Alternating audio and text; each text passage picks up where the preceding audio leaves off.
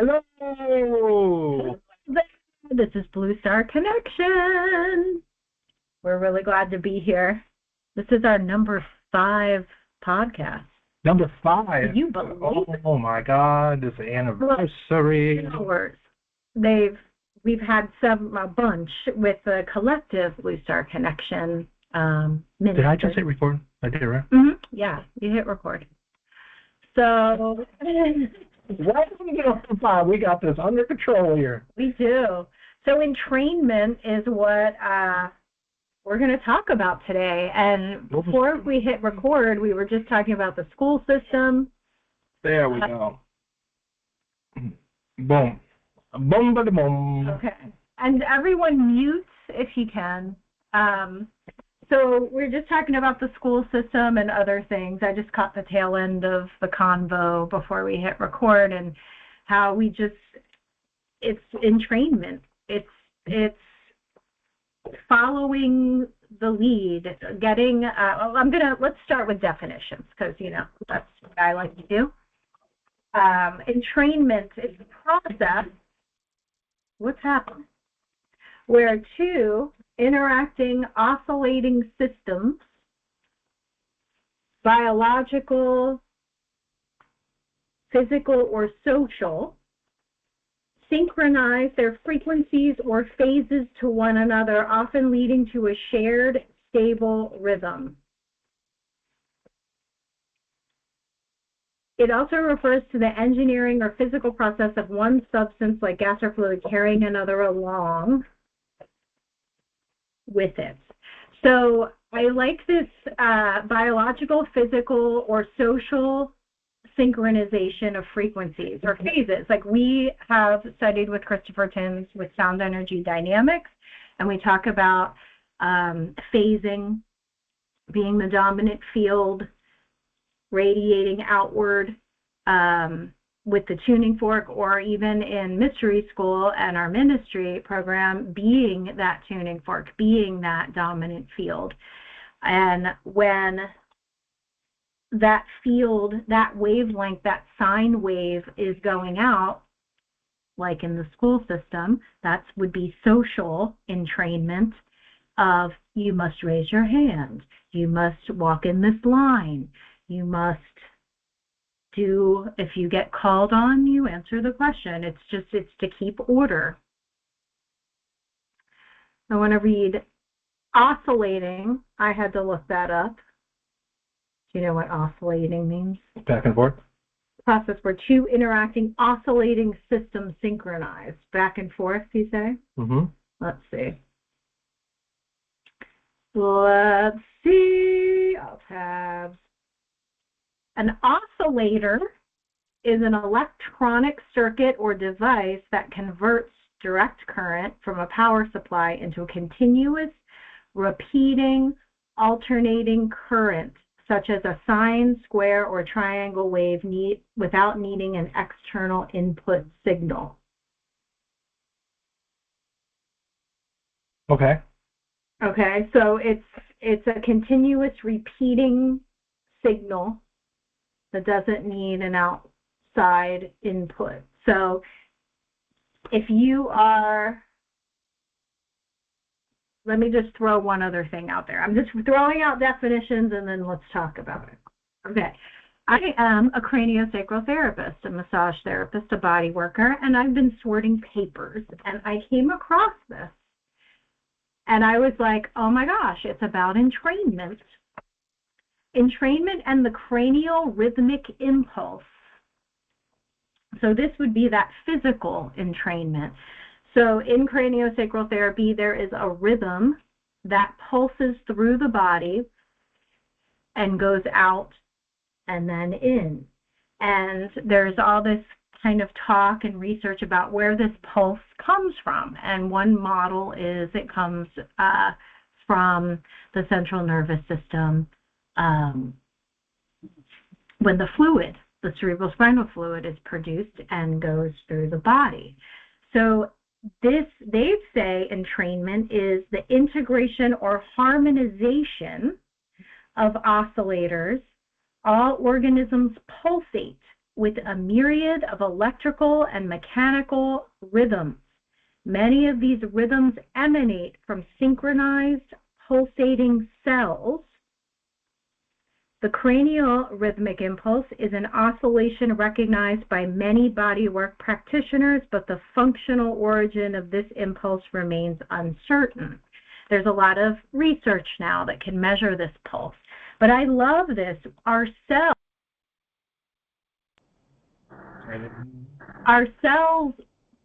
are sending rhythmic pulses. So that's why entrainment of the body to the mind is also a topic I would like to cover tonight. So we got a lot. We got sounds, we got tuning forks, we talked about, is it hypnosis if you have a speaker or a teacher or a guru or someone, music with a group, the body. It's a lot of these different ways of entrainment. We just talked about the school system, the government, TV, movies. All right. I just talked a lot, but I wanted to throw out some definitions. Entrainment. Gemini here, blah, blah, blah, blah. Entrainments. My big thing about entrainment is it necessary?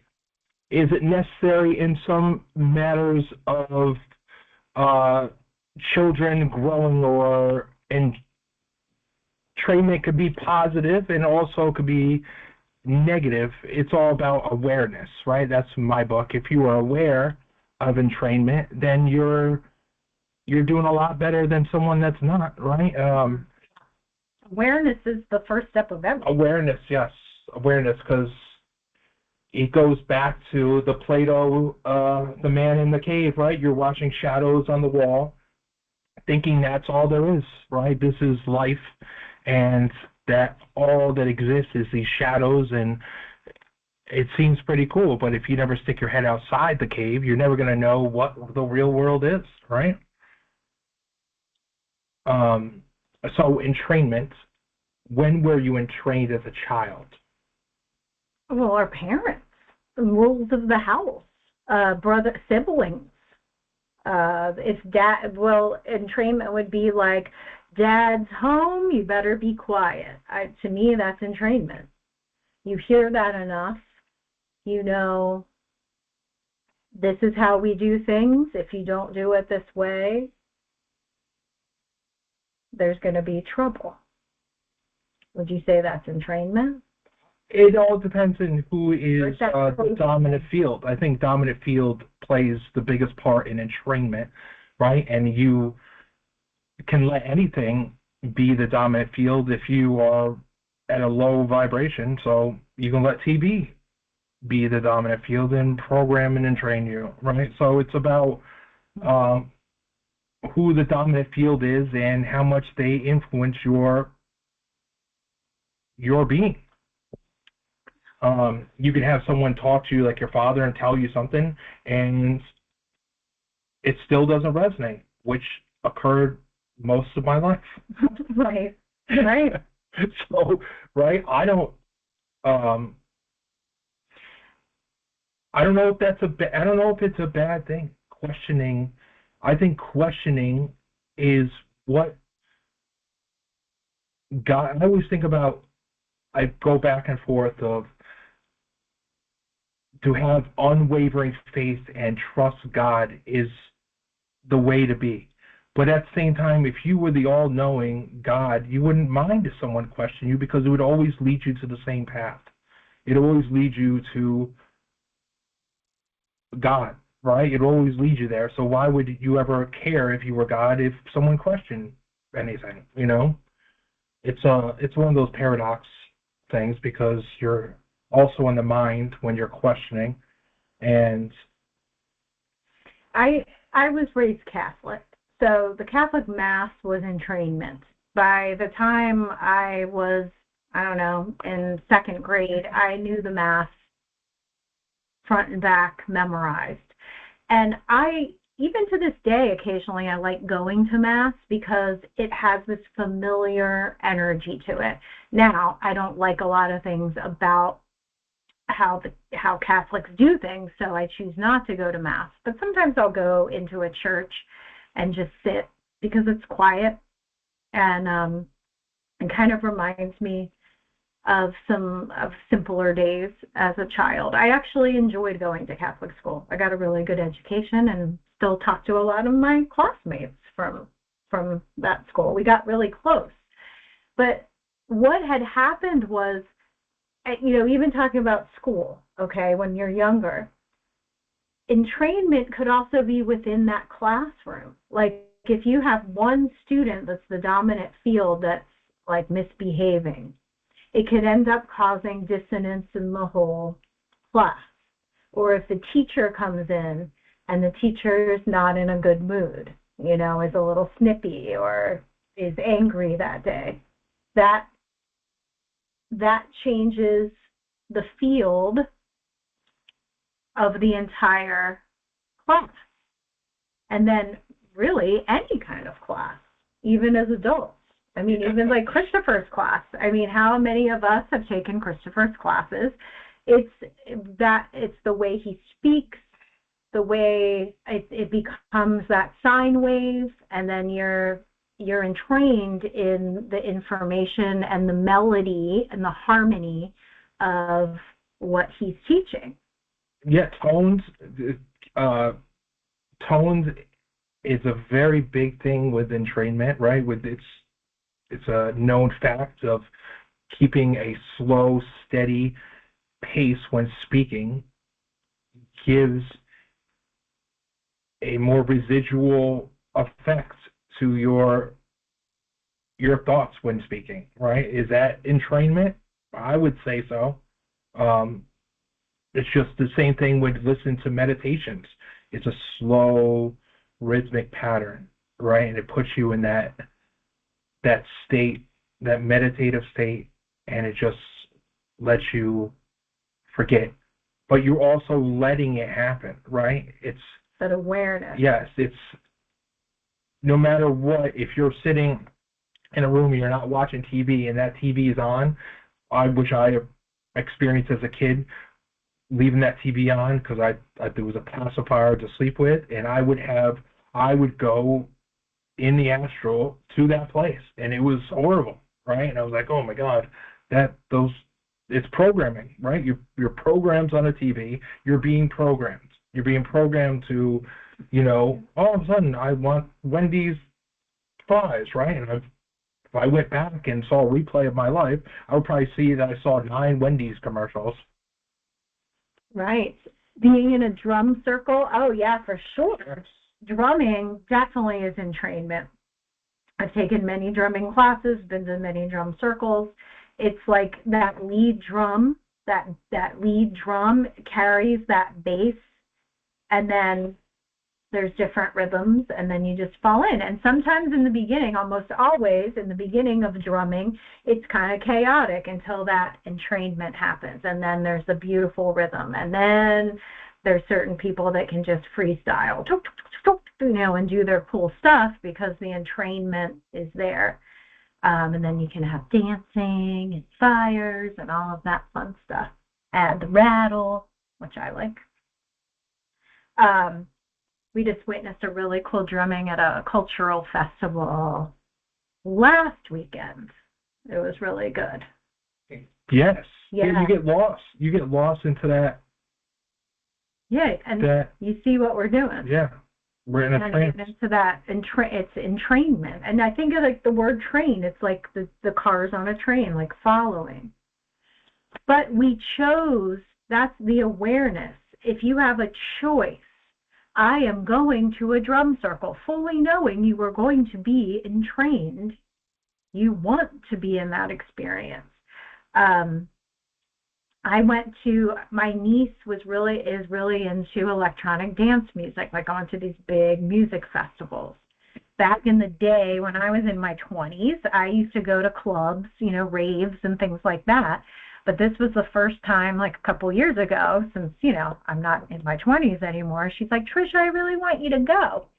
And I was like, cool. So we were on this dance floor, outside, packed. It was like the headliner. I was like next to people like this. And, everyone's like squished and getting ready for them to start. And then there they go. So I witnessed entrainment. Like, I wasn't on anything, no alcohol, no drugs of any kind. I was just really there for the experience. So I was really observing from this sober standpoint. And once the music kicked in to that entrainment piece, and the whole audience just moved in one unison. And I looked around at like every age. It was like a really cool kind of spiritual experience, because everyone was there in that zone together, like hundreds of people entrained to that. Yeah, you want that musician. Yeah.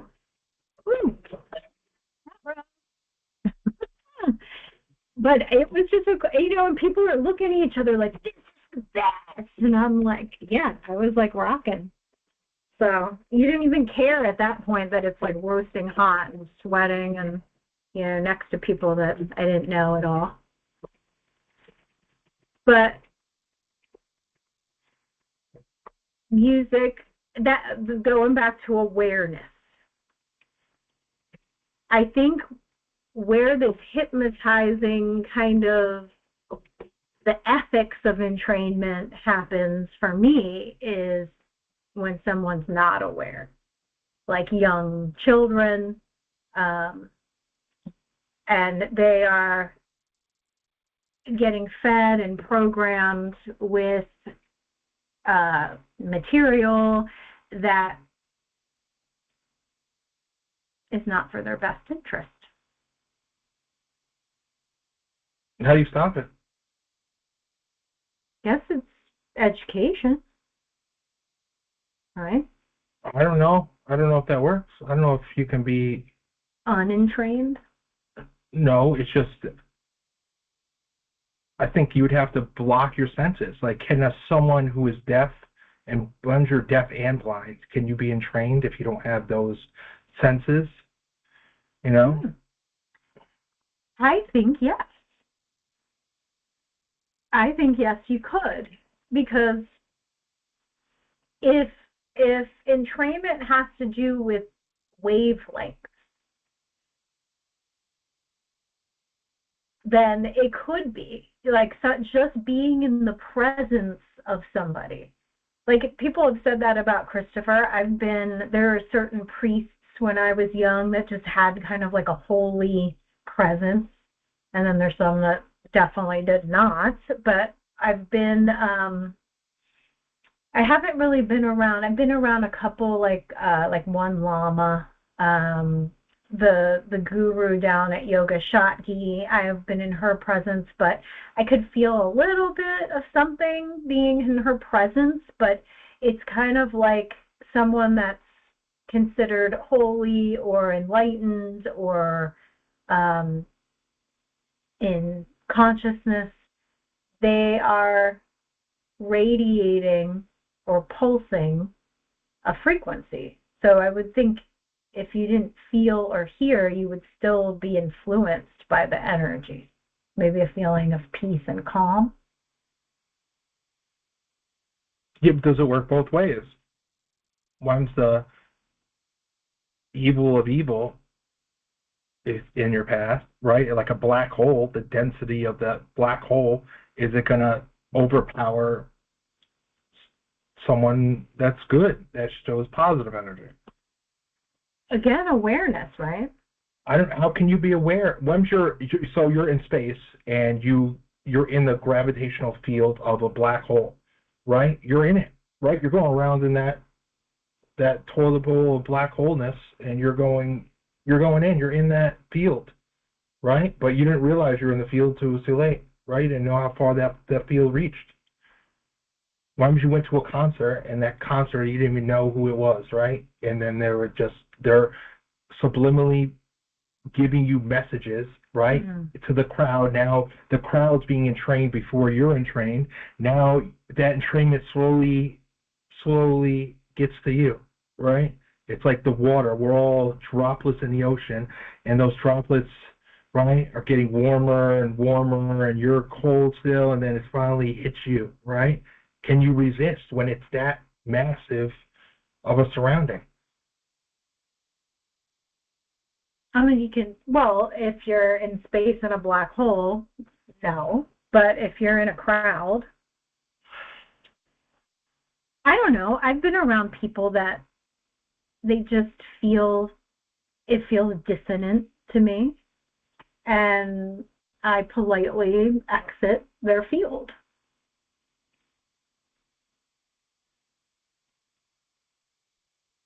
Yeah, but what about towers? What about 5G towers? When I'm hearing being entrained by the towers at all times, you're like, oh, well, I'm doing a good job of avoiding Tim, my neighbor.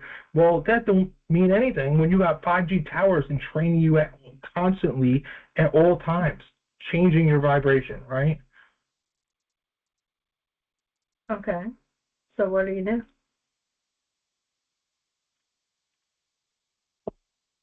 Shanghai. I mean, that's why a lot of people do have stuff that blocks that. They make Well, it's more that had paint in her walls. She had put blocks to 5G stuff.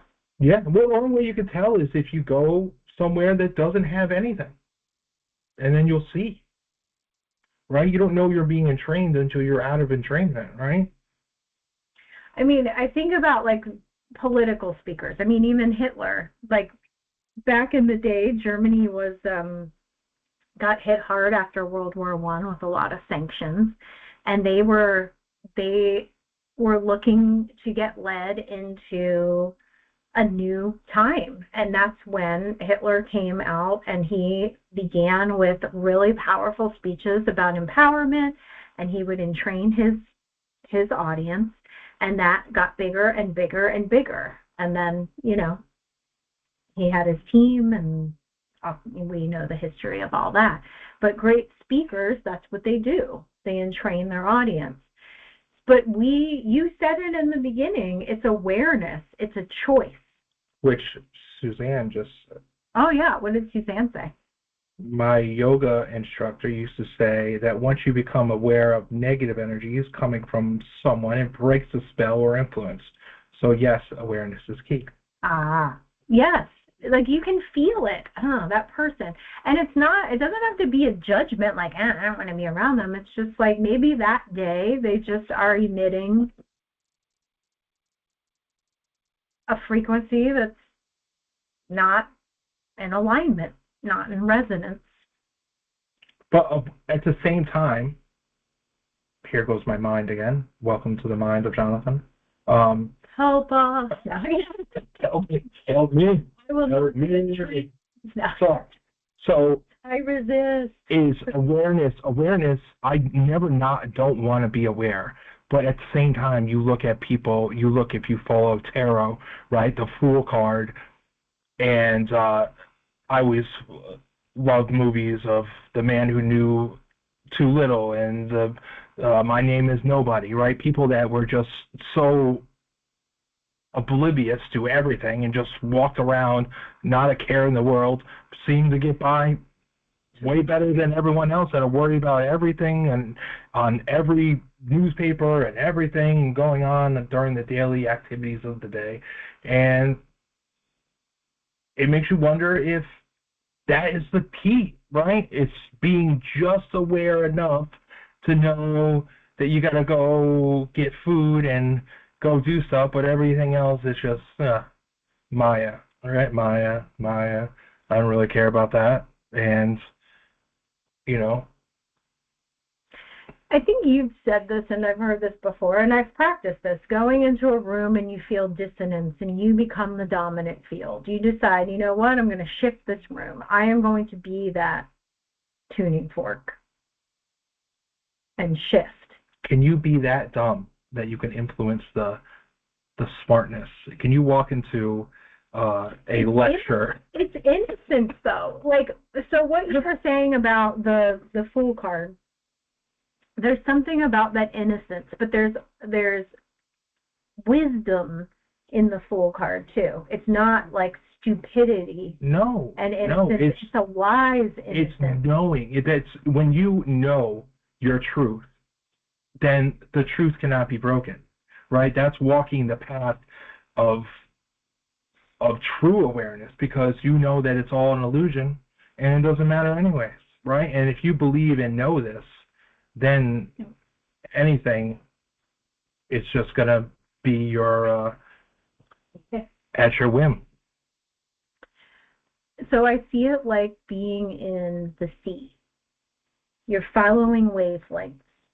So that Fool card, that innocent wisdom, like you said, someone that's happy, that seems like, oh, I'm going to just go to the store, I'm going to go here, and just be that kind of lighthearted person.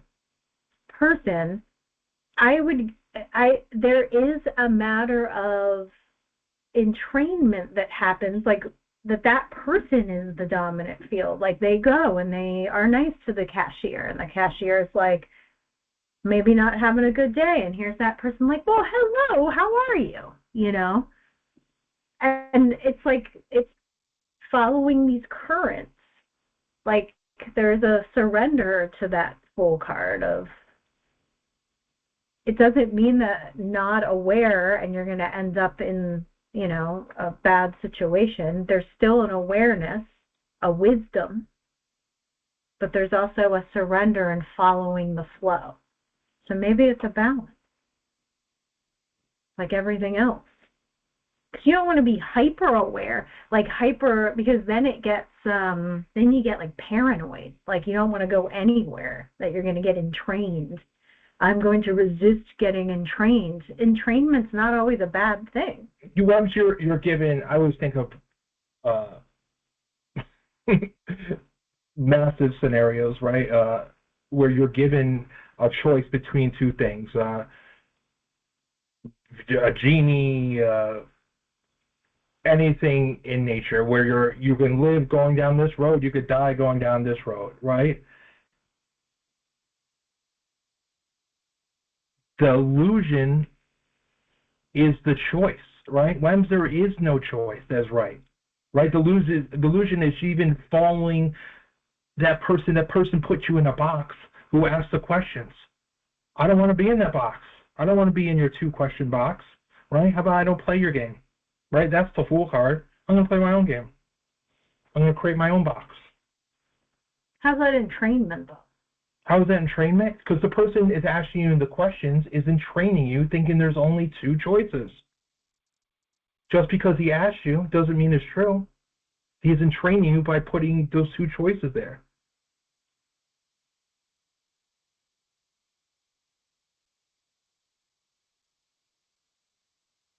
I just entrained you with that. Oh, it's entrainment, giving them an option. They're just saying there's only 2 choices. I guess, like, we just finished season 2 of The Power of the Rings. Is that what it's called? It's a prequel to the Lord of the Rings series. And that was what we know now, that's Gandalf's character. But he was given that choice of, you either help your friends or you go look for your staff out in the field. And he was given that as an option. Like, it's either one or the other. Yeah, which is real life with politics, right? You either like this party or you like this party. Only one is correct, right, and the other one is not correct, and you should hate them for the rest of your life and hate everyone that loves them, right? Which is ridiculous. It's 2 wings of the same bird, right? It's just an illusion. Why do we not get a 3rd choice? Why do we not get a 4th choice, right? Why is there only 2 choices? But we do. We do have multiple choices. It's just, it is the entrainment, if we're talking about in this country, in the United States. There's 2 political parties. There's not. There's actually quite a few political parties. There's a lot of what they would call third parties. And you've seen them on the ballot when? No, they are on the ballot. They just don't get invited to the debates. Okay. Occasionally one will if they have a lot of traction. But it's like, again, awareness. If someone is aware that, oh my gosh, we have all these other choices, or if they say, you know what, I don't believe that a two-party system is the best way to go, and then there's ways to fight that. So can you read what that says?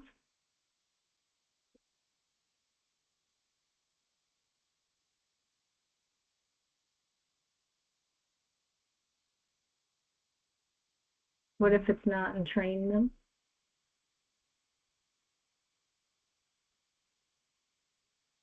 What if it's not entrainment? What if it's solely a conversation between two people? Right? I guess it depends. It depends, because sometimes if one person is the dominant field, it can shift. Terry, what are you talking about? What is it relating to? What, something we were just talking about?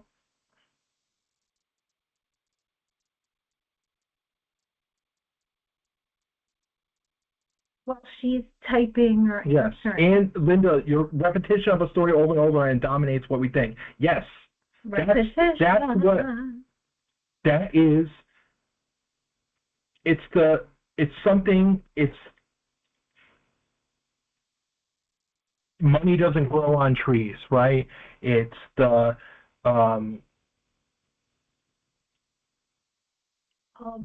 right, all those things, right? It's just a million and one things that you're taught, and they're not true. It's just something that someone else was told, and you've been entrained, and that entrainment falls down the line. They entrain the next generation, and that's the way it was. I was told children should be seen and not heard, right?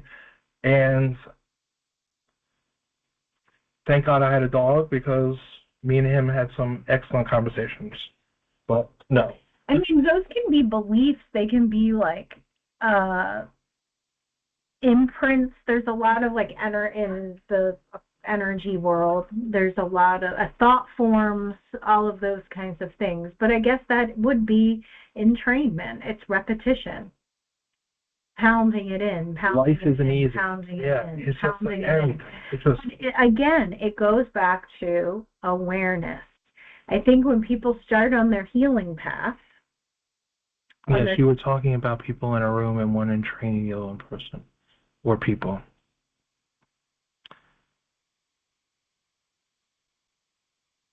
So, awareness.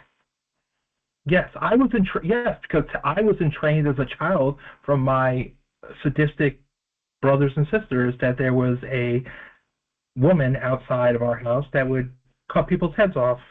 So I was entrained by those psychopaths. So yes, Terry, that is. I mean, that's just being lied to. But that you're entrained, you don't know, and you don't. Family entrainment. It doesn't matter what the entrainment is. If you say, right, think about all the wives' tales, right, of don't leave your pocketbook on the floor, just throw salt over your shoulder, just all these knock on wood and all these things. No one even knows where they came from. People are like, okay, let me knock on something, right? Or well, they call those old wives' tales. But no one even knows where they come from. Then you just follow them because it's entrainment. Yeah, I still knock on wood sometimes. Yeah, what does that mean? It's for you're canceling the. Actually, if you look it up, it's knocking on wood to awaken the wood spirits to help you. Ah, interesting. See, people don't even know that. That's right. But that's education. So what I was getting at was when you start on your spiritual path or your healing path, that's a big part of what you do is you start analyzing your beliefs, your thoughts. Like, is this even mine? Is this my thought? Or is this something that my parents just drilled in my head, or my Aunt Sally, or yes, my teacher in 4th grade this told me I talk too much. Is that true? Next subject. Linda, I have this conversation with Christopher all the time because Christopher doesn't like New Age terminology of manifesting, right? But he does like the word egregore, right? And egregore is exactly what you're saying. She wrote like a thought form that dominates society. That's an egregore, right? An egregore is something if you keep telling, right, everyone that Santa Claus exists, there is an egregore of Santa Claus in the world, right? There's an egregore of anything that people talk about on a constant basis, right? The more you talk about it and more you build it up with emotion, the more it exists. So if you talk about war and bad things are going to happen, I feel like you're building an egregore of that, right? So semantics, manifesting, egregore, if we talked about, okay, the world is going to be beautiful and there's going to be no more war and everyone's going to get along, right, of some fashion of positive affirmations, will it affect things? If it works the other way, if an egregore of pain and just awfulness can exist, then it could be the other way around. It's the way I like to live. So I want to go back to what Terry was saying, because I thought about this. So you can have two people having a conversation. There isn't always entrainment. You could have two people that are creating their frequency, their resonance, their symphony, and it can become a harmonic relationship or a conversation. I love conversations like that where it feels like we're on equal footing, one person's not trying to dominate the other one, it becomes harmonious. I think that's not entrainment, that's something different. I see more entrainment as one influencing a group more so than one person influencing another person. I mean, it can be a one-on-one, but I think of it as one. It's the way I look at it is if you're playing checkers or chess mostly, that's what I played as a child, right? You can become entrained into the way someone else plays, right? And you're following their lead. That's a positive thing. It's still entrainment. How do you stop entrainment is what I'm getting at, is how do you stop yourself from, okay, he's trying to lead me into this direction, right? But I have to be aware of that move. You almost have to take, I think awareness is, I think true entrainment is being locked in the present, right? When you're thinking in the future and past, right, at the same time, you're almost not in one position, right? I think being in the present is that meditative state, that hypnosis, that hypnotic state. Not all entrainment's bad, though. Like, what if you? Okay, so let's. Yes. Let's look at like hypnosis or entrainment. It's sometimes you actually go to a practitioner to get entrained into health or vibrance or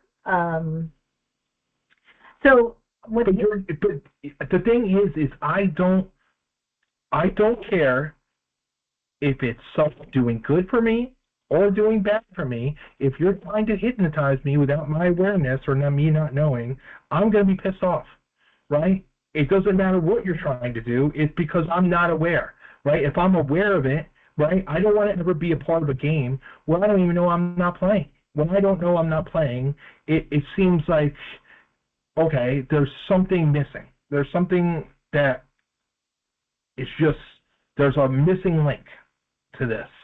And I don't like taking someone's word for something that's saying, oh, don't worry about it, you're going to be fine. Well, that's pretty, that's a little too much for me.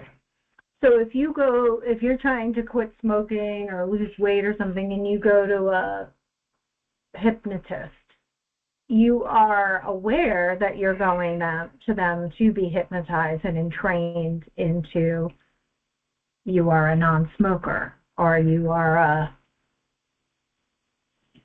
fit, lean person.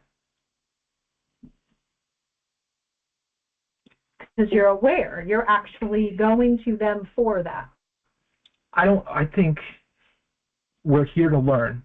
And by skipping a whole step of learning what the opposite of quitting is and positivity and I can survive without cigarettes, if you can't know the challenge of getting past that, someone just goes, oh, snaps their fingers, now you don't smoke, and we're going to erase the whole part of learning how to quit, then I think you're missing out.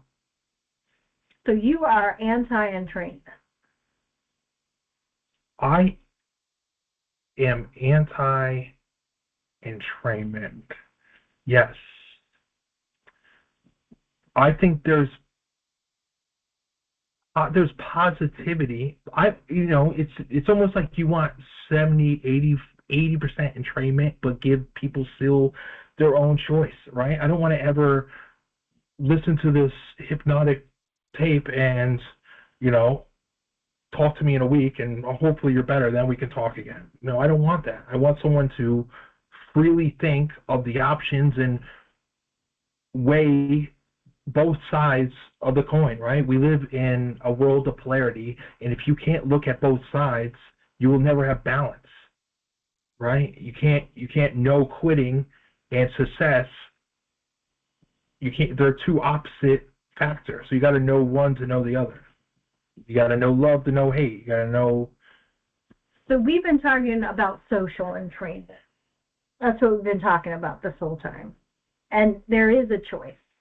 There is a choice whether you stay in the presence of someone when you feel you're being entrained or hypnotized or brainwashed, or now biological entrainment. Or, okay, let's look at tuning forks. All right. I'm going to keep talking. I was talking to Jonathan, but he's reading the, do you want to read the chat instead of me going on? I'm going to keep jogging. So in tuning forks, we have phasing. We have the two forks at the base and the heart, or the heart and the crown. And so that is entrainment, though they phase together. Well, no, that's a blending of the two frequencies. So that's phasing.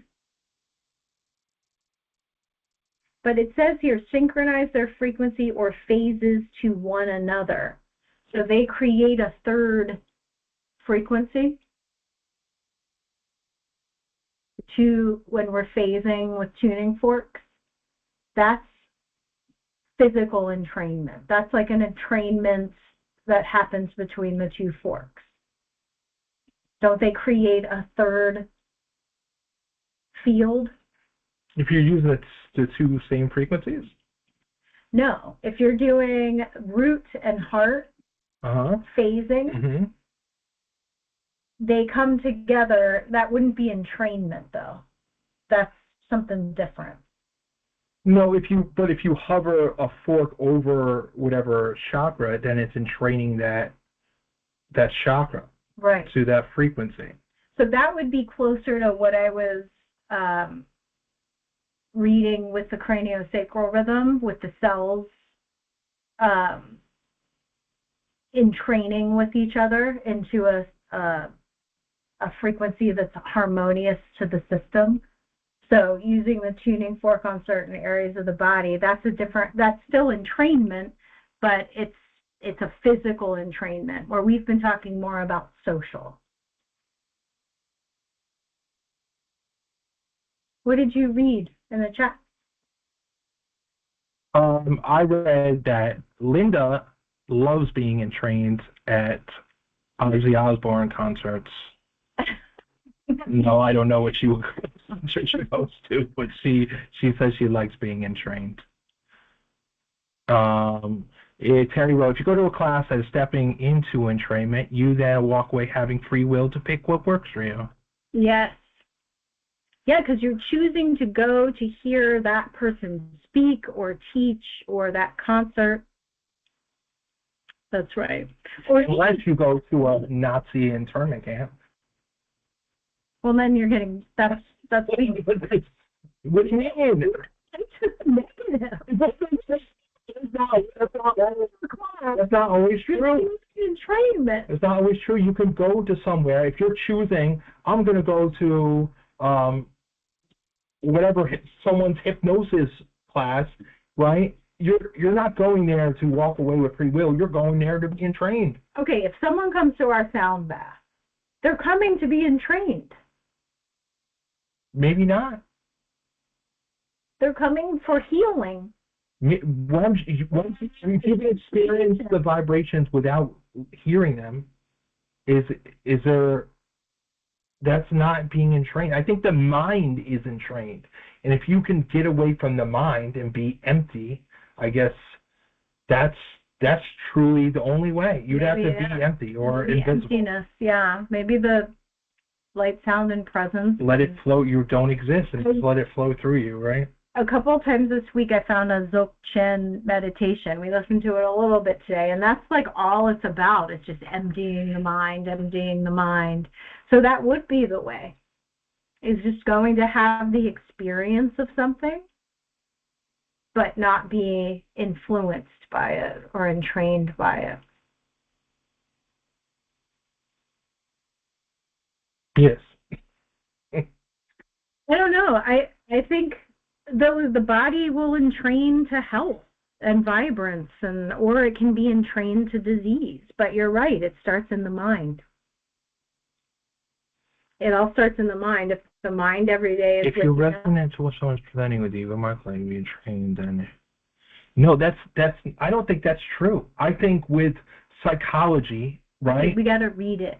All right, so realize if you're resonant to what someone is presenting to you or is presenting you with, you're more likely to be entrained than if the ideas are dissonant to you.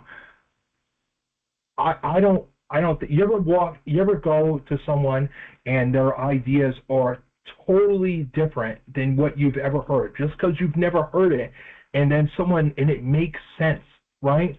And those thoughts have never been resonant with you because you've never even thought about them, right? That entrainment is going to happen because it's new ideas, right? Maybe it depends on the person. Like sometimes people are looking to resonate with something. Like they'll say, oh, I'm looking for my tribe, or I want to find my teacher, or my, and then there's some people that are, we call them like solo eagles. They actually go into a space to create dissonance or seek it out because there's another aspect of disharmony. There's a reading that I used to do called the Manifesting Blueprint, and some people create from a place of contrast. Like I'm one of those people. Like I don't seek out similarity so much. I actually like to be around things that are different because then it's giving me a new flavor of things. So in the universe, right? We've had our planets and our visible universe, and we've drawn our maps, and we have our astrology classes, right? But then here comes along Three-Eye Atlas, right? Which is, I love him, right? If it's a him, her, this comes out of left field, right?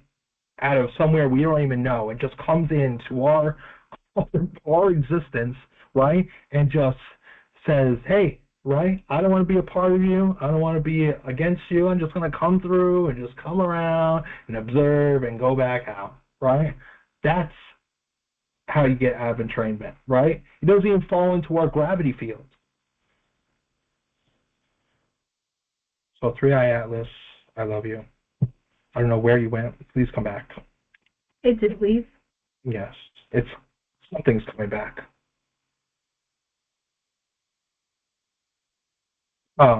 Yes. But that is one of those things, that anomaly happened, right? Anomalies are what our breakthroughs happen, right? When if everything was stable and everything was in harmony, on this world and on this planet, I would say, oh, we don't really need anything to come and shake things up, but we need something to come in that's not been entrained and shake everything up. That's what we need. And 3i Atlas is what I like.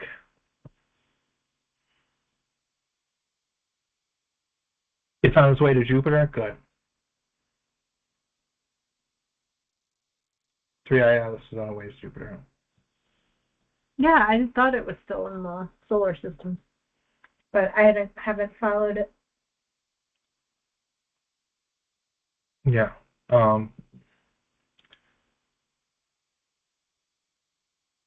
What else? What else can be entrained?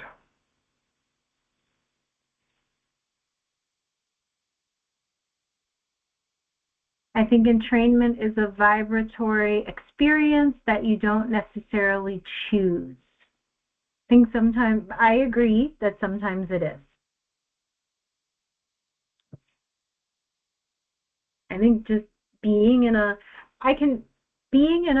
store with music playing. I'll leave that store and start singing whatever song was on the overhead, and I'm like, why is that song in my head? See, who wrote this?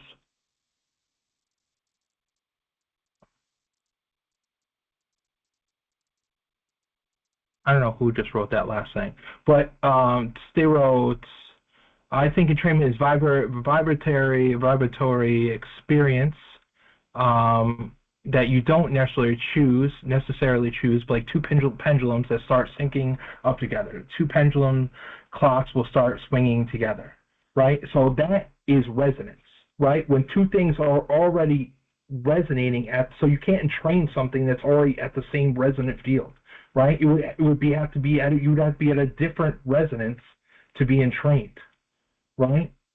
So that's what the difference is it's like trying to entrain an elephant to be a whale, or you're entraining two different frequencies of that are not normally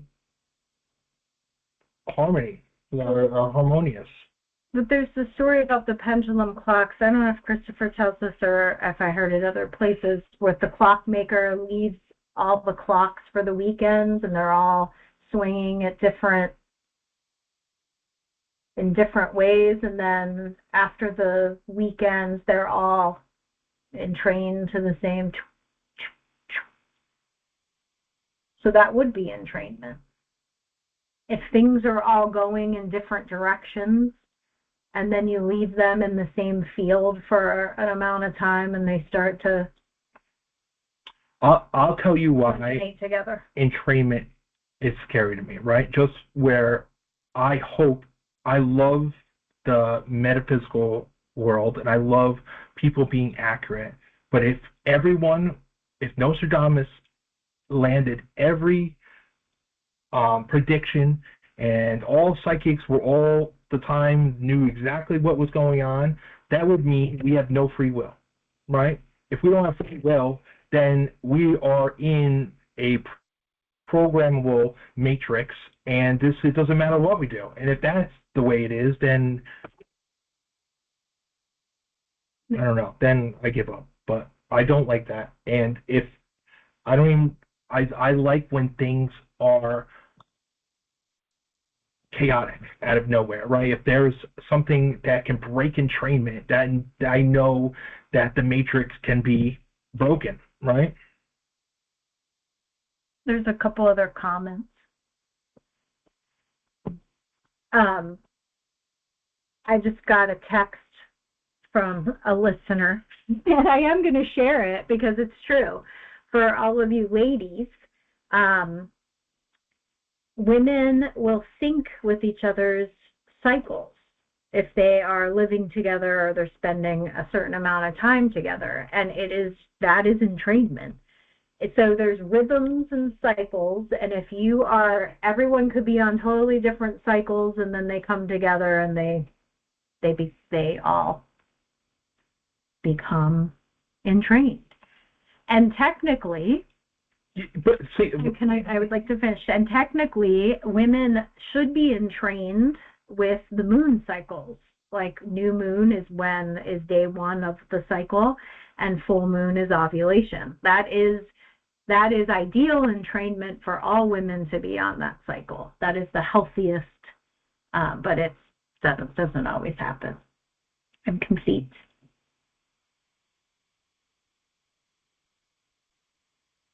Linda says, as a musician playing with people in a band, we are entrained together to the song.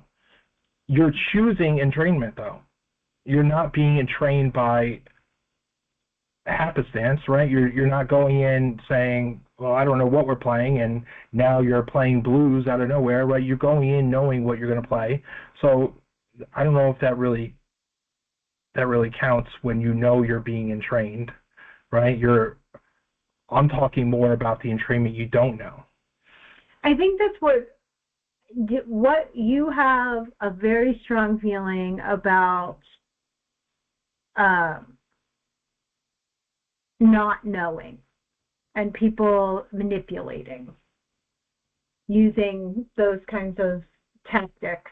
And no, the thing is that is infuriating is that there's so many different levels of not being aware, right? I look at out in the world, you're talking about people don't even know there's an astral realm, right? And they don't know.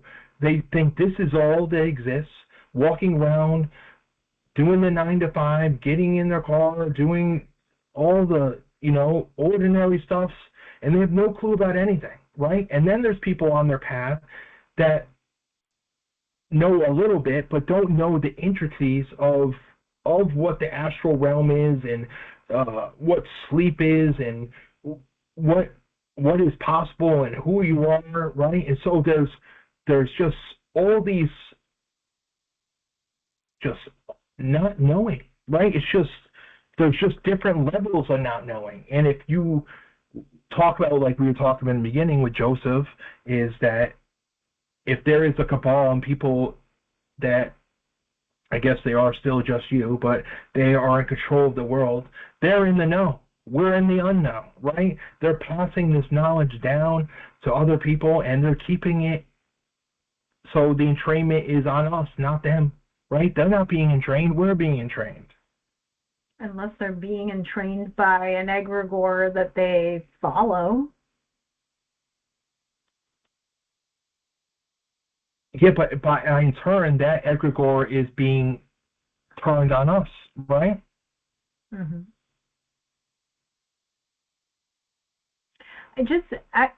Not all entrainment is negative. Not all entrainment's negative.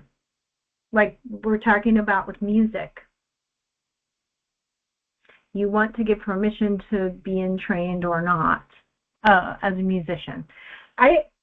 That's why musicians rehearse, I would think. It's like if you all get together in the very beginning, and it's like that with a lot of skills.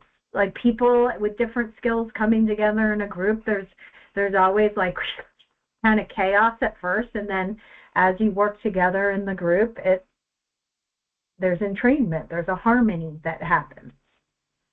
I think that kind of entrainment's just like a natural cycle. But that's more, again, that's what you're talking about, more like the social entrainment. So there's where there's a lot of ethical. Speaking of musicians, right, there was a video which I used to hate, right, because everyone hates when someone's out of tune, or people love when everything's synchronized. It's so beautiful, right? But there was a video with Chuck Berry, John Lennon, and Yoko Ono, right? And if you look it up, you'll see they're live. And Chuck Berry, John Lennon loved Chuck Berry, right? And they were singing Johnny B. Bad or something, one of those songs. Johnny B. Good, right?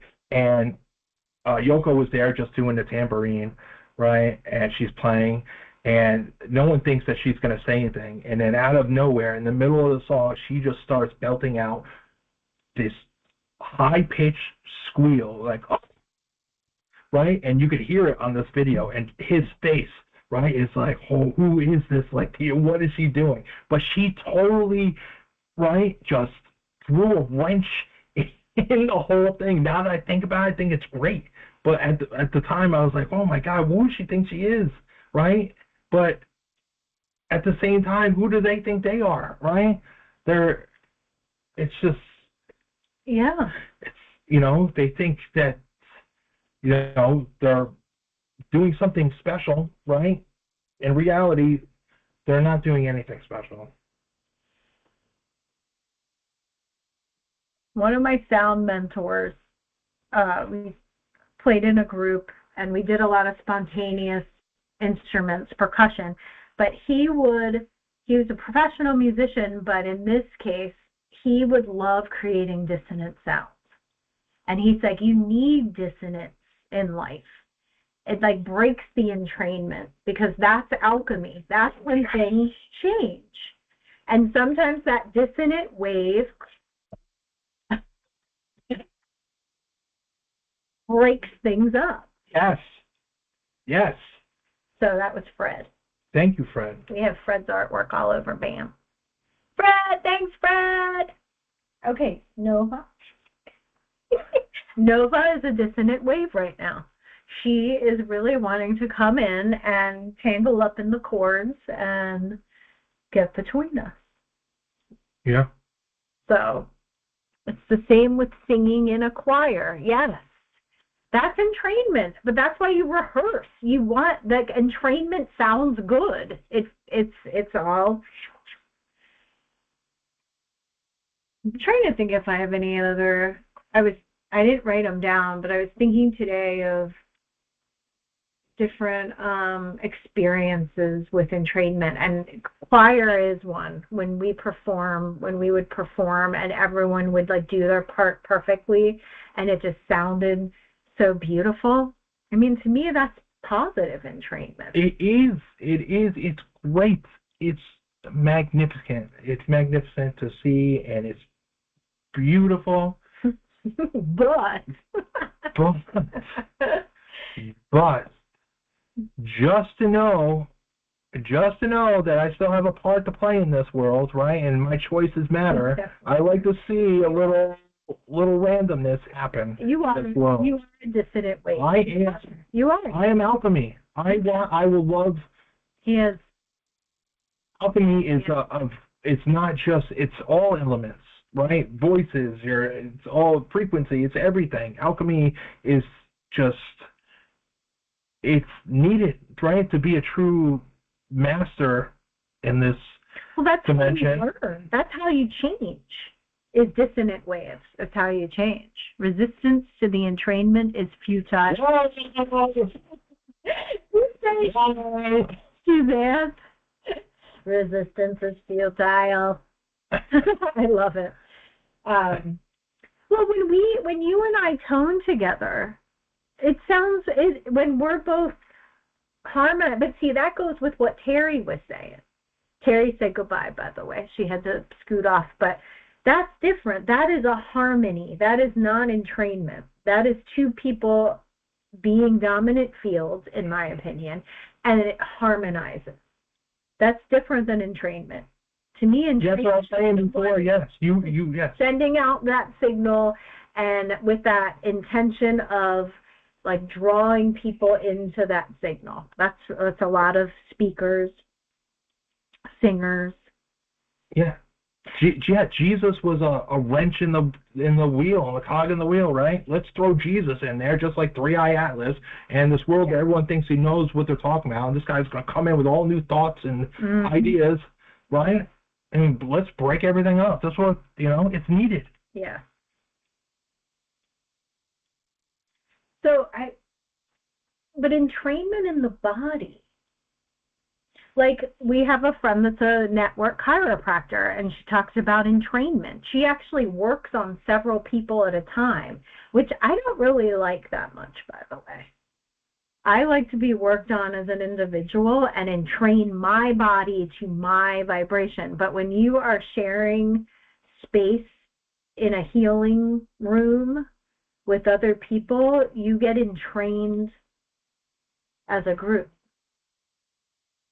Like, she'll work on multiple people. I feel like it's like the I don't really like it that much. What is it? What is the learning curve when you get graded? You're graded on a curve, right?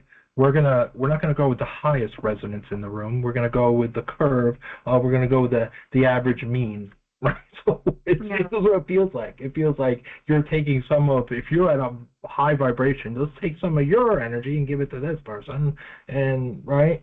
That's what it is kind of. It does feel that. I feel that. I don't know if that's true, but it just feels. Because if someone over here is having a release, this happens in breath work too. If any of you ever do like group breath work, like holotropic breath work, it's like if I'm in my breath work process and I can hear someone else go into a release, or I've facilitated breath work, you have one person start to release. It's like all of a sudden you'll have multiple people start to go into a release, and that's entrainment.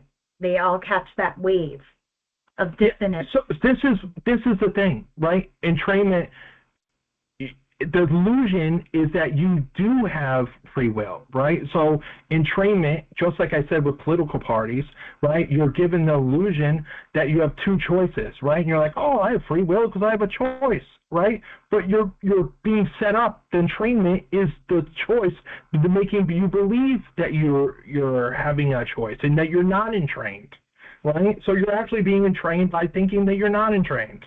I'm going to read these out loud because I don't know if you actually read them. For anyone that's listening, because the chat won't be up there. Linda says, does being entrained take away your ability to think for yourself? And then someone else commented, entrainment doesn't mean giving up your free will. And so that's what you're responding to. I think, again, like you said, awareness. If you are aware in your surroundings that if you enter into pretty much any kind of group situation, you are subject to entrainment. Or if you're listening to anything that's meant for a mass of people or a group of people, that is the it's not brainwashing. It can be, though. But this is the thing. It's about being aware. So if you have diabetes, right, after 30 years of eating sugar, right, and no one told you that sugar was not good for the body, right, is it your own fault because you didn't know? Yeah, but who wouldn't know that at this point? But it's like anything. If you're watching TV and you have an urge to go buy, like I said, buy Wendy's every time, and that Wendy's commercial is on every day, and it never occurred to you this was entraining you, right? You're the loser in the situation because you don't know. If you're entrained as a child, right? That's why grabbing someone as a child, right? When you're in that delta state. When you're at that delta state, right, and you can be influenced, you don't realize, because you've been entrained at such a young age, that this is entrainment. It's just it's everyday life. It is, though. That's just being brought up. When you're little, well, your brain is a sponge. Yeah, but why you weren't being trained by TV, Disney, all these other things? You would.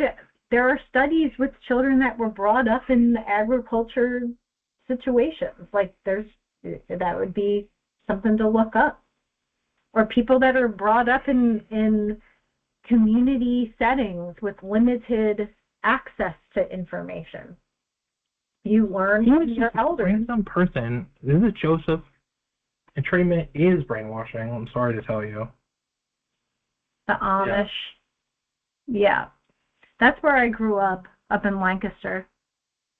I mean, they're making a lot of exceptions now. Like, they used to be very strict on no electricity. Now they are being forced to, if they want to do business, to have cell phones, to use electricity in order to sell their goods in society. But I know a lot of them they go home and they still live in their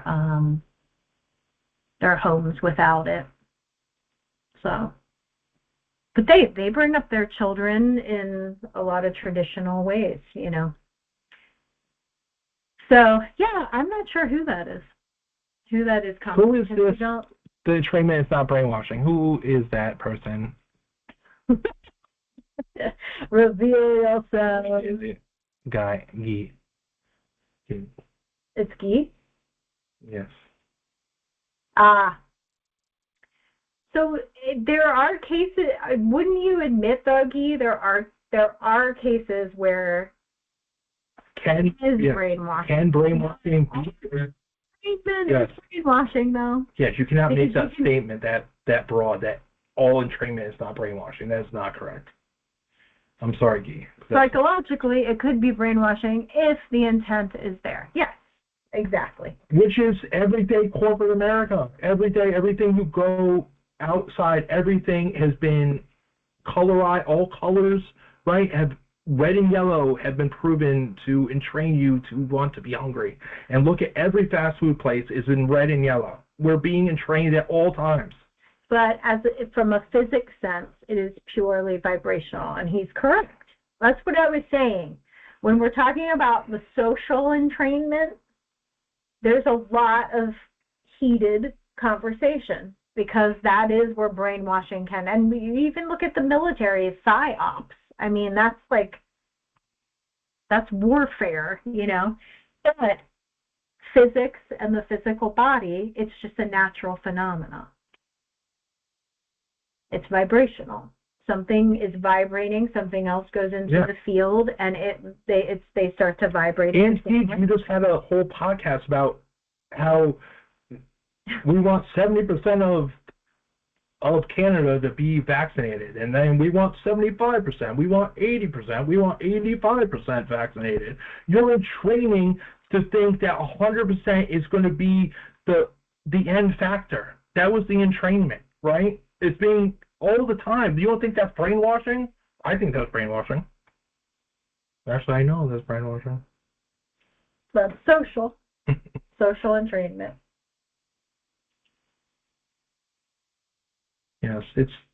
Yes, I know. Tapping your feet to music, that is vibrational matching.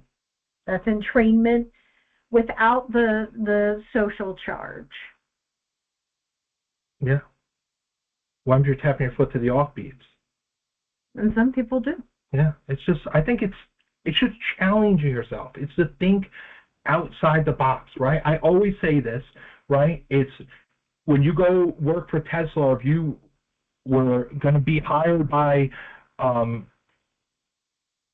Thomas Edison, you have to think outside the box. Thomas Edison he would bring you, right? If you were an engineer, he'd bring you out to lunch, right? And he would bring him to his favorite restaurant.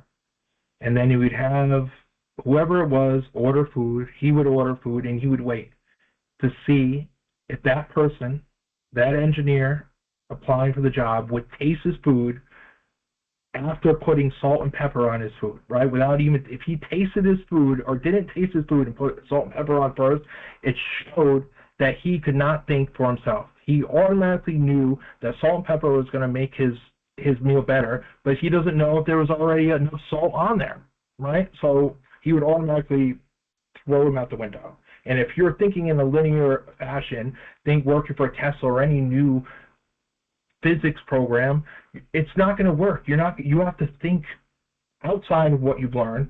Learning what you've learned is great, but you got to go beyond that. Thinking within those parameters is not going to help anything. My dad would have been thrown out the window. Yeah, it's everything without tasting it. Yeah, but when you look at the logic behind it, it does make sense. It totally does. Because you're just it's an assumption. That is. And you're applying for a job that takes thinking outside of the box. Differently. Yes. Yeah. We have about 10 minutes before the top of the hour. So let me think.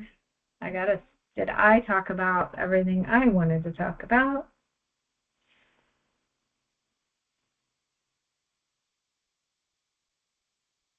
I think if I notice that I'm being entrained and I don't want to be, it's about stepping out of it. Sometimes I have to like step away from a group. If I'm with my family, I don't necessarily want to be entrained with them all the time. Sometimes, if we're having a good time, but there's times I have to step away from a group and find my own resonance before I re-enter back in. So I think that that's important. If you take a class, I know some teachers that they encourage you to stay with other students during the lunch break. And I like to Christopher does that. Like it's an encouragement to stay in the frequency. But I think it's good to sometimes step away and find your own resonance and like come back into the field. It's almost like a reset button.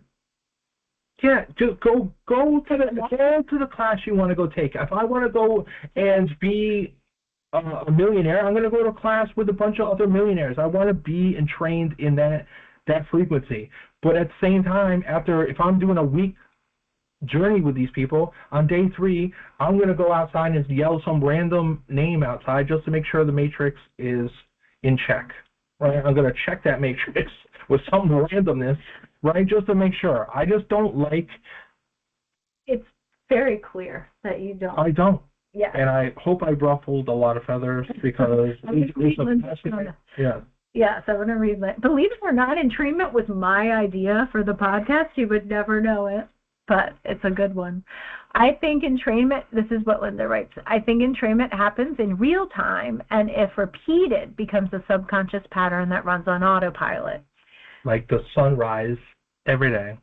I think, too, like a meditation. If you keep listening or if you keep listening to a certain speaker or a certain YouTube channel, after a while, it's like you almost know what they're going to say. It is entrainment. And then I switch. I don't necessarily like to be entrained. I don't. Do you ever see what they do to punish prisoners? They put on the most hypnotic Disney song that they can find that goes on 3 beats, right? And it'll drive someone crazy on repeat, right?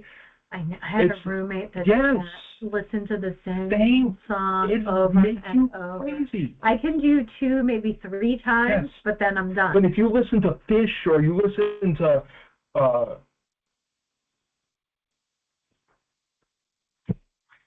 Jer Bear, Grateful Dead, right? They're random as hell, right? They're just doing the most random things. Like there's no song pattern. They're just doing the most random. That's why they're great, right? Anything like you look at every song that's been created, it's full of the same pattern, right? The same frequency. A lot of church songs. Yeah. You play. Oh my God. Yeah, piano and organ in church. It's like it's a 4x4 beat, right? It's like. So it's, church is a big entrainment thing, all churches. If you're told things and you never question why it was, right? Even though you're growing up, you're like, oh, you got to put your left sock on first before your right, and you just do it because you're like, I love my mom. My mom's always right about everything. It does bring comfort, but if you don't ask, even if it's 20 years later, why did someone start this to begin with? Right? Why did this start? Where did this come from? Right? No one asks these questions. Right? How many phrases people say, and they have no clue where it came from. I'll just say it because Bob. So is it really that harmful? I think ignorance is harmful. Yes, ignorance. But what if someone then chooses, you know what, I like that saying, or like I said, sometimes you do like to go to church and have that memory. At least give it your own meaning. Then, don't just say it to say it. That's entrainment. Yeah. Just give it your own meaning. Because you can have your choice. It's choice. But I'm going to go with Guy again on this, is that it's like sometimes it really is just a vibrational pattern. It's just a vibrational pattern. It's not really a choice or no choice. It's just you're there. So if you're vibrating to something and you're feeling dissonance and you don't want to feel dissonance, you just remove yourself. You take yourself out of the field of that thing, that person, that movie. That's. I mean, there's a sheep. like, I just don't feel like watching such and such or listening to that. I'm going to go in the other room. It's like, it's just in this moment, I want to be in a different field. Yeah, and it's really, I know you don't like this, but it's a sheep mentality. A sheep mentality is, I'm going to go with the herd because they seem like they know what they're doing, right? Or you think about you're a lemur, right? Imagine you're a lemur. You're like, and safe. You grow up and you're in your happy lemur family, right? And then all of a sudden they're just out running, and you're like, oh, let's go run, and they run off a cliff, right? All your lemur friends just jumped off a cliff. Is that what you're going to do? Are you trained to jump off a cliff? Yes. That's not good. That's social. Yeah. I don't know. There's different kinds of entrainment. There's different kinds. Well, I guess that wouldn't be social. That's more natural rhythm. That's like a natural rhythm. Lemurs. Yeah, but that's the animal mentality. That's the lower chakras, right? The animal, right? That's when you're at the lower chakras, right? You're going to be entrained, right? That's the animalistic. That's the people that can be more easily hypnotized.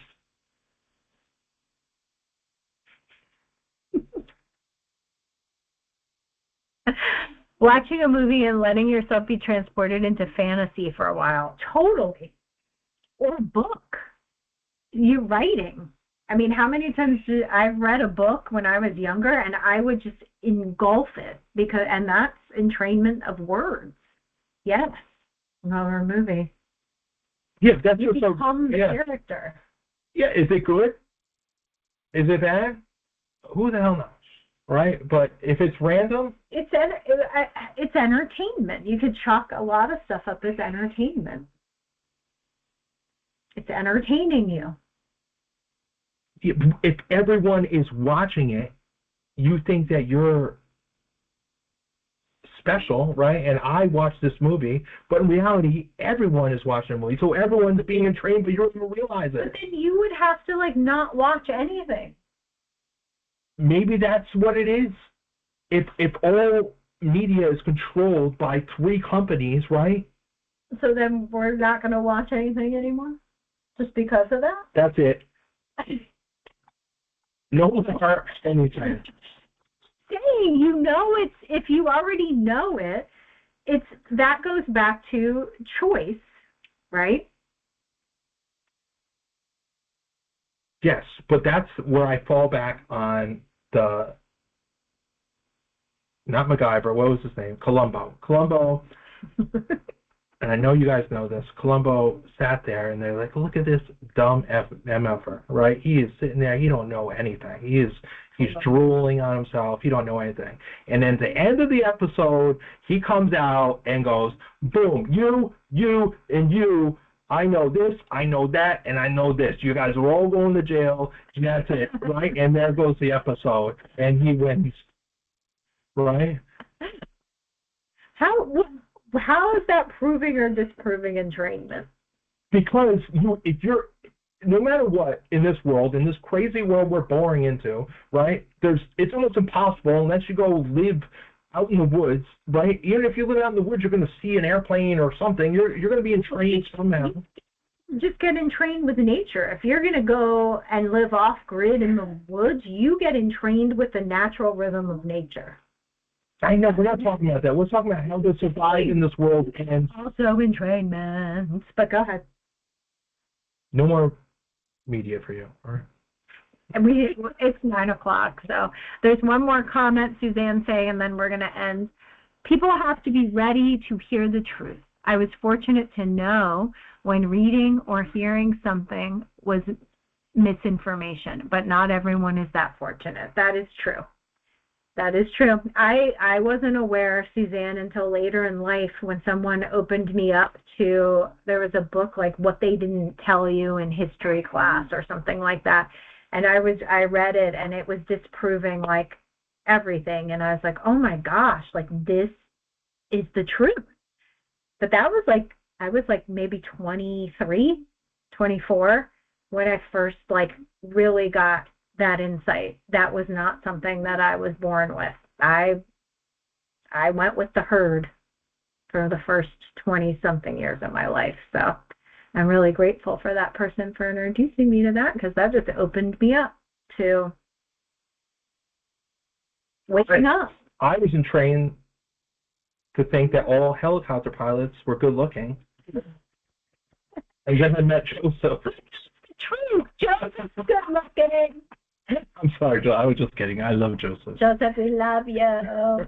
All right. Thank you, everybody. Thank you, everybody, for hanging with us as we talked about entrainment. And things got a little heated. Things got a little zippy. And Passion. That's where it's at. We love each and every one of you for being here with us. Thank you so much for your support. I know the lighting looks like we're in a horror movie, but we're going. We're working with our new ring lights. We got a new one. I guess this one is a little